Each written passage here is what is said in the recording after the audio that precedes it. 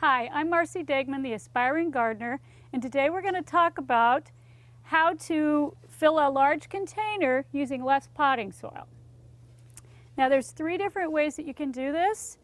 The old-fashioned way, rock, which take an awful lot of rock to fill this.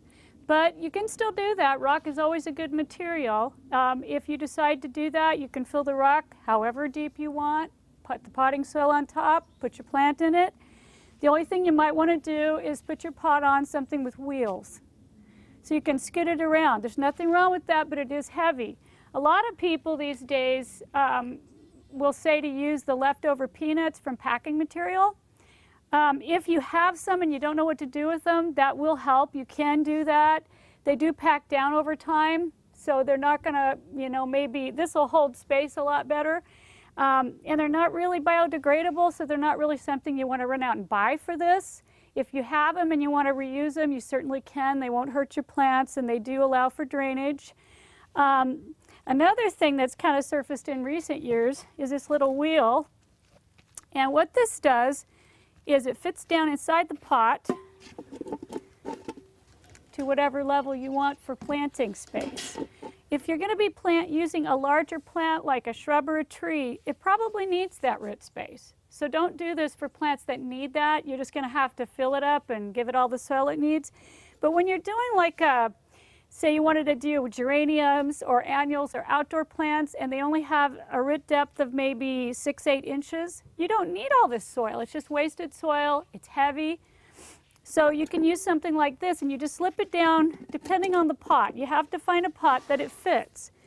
Now this one is a 12-inch disc. They come larger and they come smaller. So what you want to do is first you want to measure your pot. Now see, this pot starts out as a 15-inch pot, but you want a disc that's going to be the size of the depth that you want. So you go down here and measure it by the disc that's going to slip down to that space.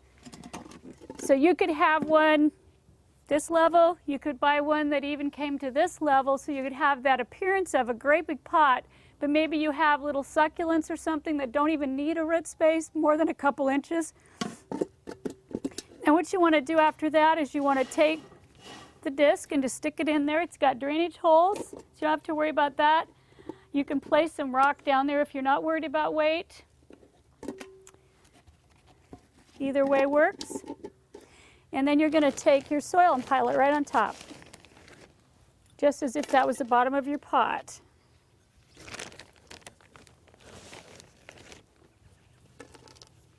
See, and it fits right in there. And then you just dump your plant right down in there. So there you have it. Today we've learned how to fill a large pot with far less potting soil.